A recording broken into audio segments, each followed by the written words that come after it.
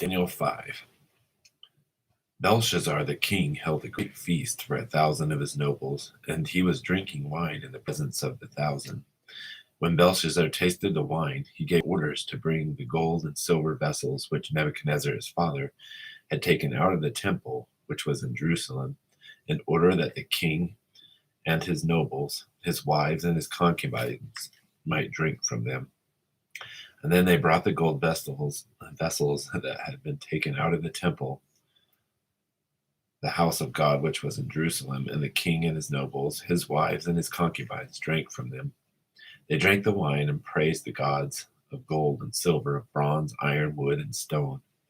Suddenly the fingers of a man's hand emerged and began writing opposite the lampstand on the plaster of the wall of the king's palace.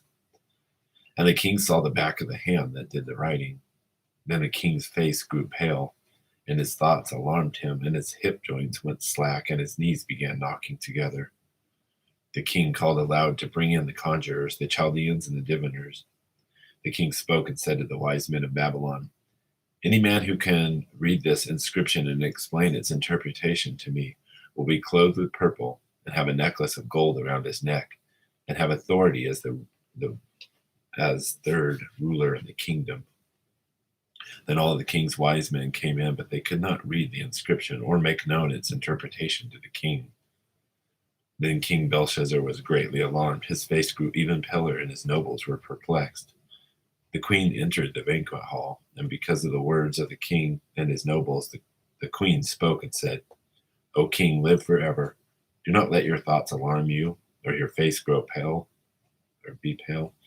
There is a man in your kingdom in whom is a spirit of the holy gods, and in the days of your father, illumination, insight, and wisdom, like the wisdom of the gods, were found in him. And King Nebuchadnezzar, your father the king, appointed him chief of the magicians, conjurers, Chaldeans, and diviners. This was because an extraordinary spirit, knowledge and insight, interpretation of dreams, explanation of enigmas, and solving of difficult problems were found in this Daniel, whom the king named Belteshazzar. Let Daniel now be summoned, and he will declare the interpretation." Then Daniel was brought in before the king. The king spoke and said to Daniel, "Are you that Daniel who is the one of the exiles from Judah, whom my father the king brought from Judah? Now I have heard about you that a spirit of the gods is in you, and that illumination, insight, and extraordinary wisdom have been found in you. Just now the wise men and the conjurers were brought in before me that they might read the inscription and make its interpretation known to me, but they could not declare the interpretation of the message. But I personally have heard that you are able to give interpretations and solve difficult problems. Now if you are able to read the inscription and make its interpretation known to me, you will be clothed with purple and wear a necklace of gold around your neck, and you will have authority as the third ruler in the kingdom." Then Daniel answered and said before the king, "Keep your gifts for yourselves, or give your rewards to someone else. However, I will read the inscription to the king and make the interpretation known to him. O king, the Most High God granted sovereignty, grandeur, glory, and majesty to Nebuchadnezzar your father. And because of the grandeur which he bestowed on him, all the peoples, nations, and men of every language feared and trembled before him.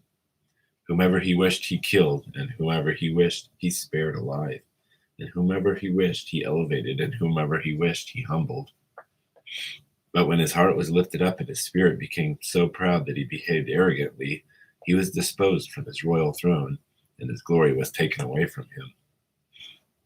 He was also driven away from mankind, and his heart was made like that of beasts, and his dwelling place was with the wild donkeys. He was given grass to eat like cattle, and his body was drenched with the dew from heaven, until he recognized that the Most High God is ruler over the realm of mankind, and that he sets over it whomever he wishes. Yet you, his son, Belshazzar, have not humbled your heart, even though you knew all this, but you have exalted yourself against the Lord of heaven, and have brought the vessels of his house before you, and you and your nobles, your wives, and your concubines have been drinking wine from them. And you have praised the gods of silver and gold, of bronze, iron, wood, and stone, which do not see, hear, or understand, but the God in whose hand are your life breath and your ways you have not glorified. And then the hand was sent from him, and this inscription was written on it. Now this is the inscription that was written out: Min, Tekel, Upharsin. This is the interpretation of the message. Min is God has numbered your kingdom and put an end to it. Tekel, you have been weighed on the scales and found deficient. Perez, your kingdom has been divided and given over to the Medes and Persians. Then Belshazzar gave orders, and they clothed Daniel with purple and put a necklace of gold around his neck, and issued a proclamation concerning him, that he now had authority as the third ruler in the kingdom. That same night, Belshazzar, the Chaldean king, was slain. So Darius the Mede received the kingdom at about the age of 62.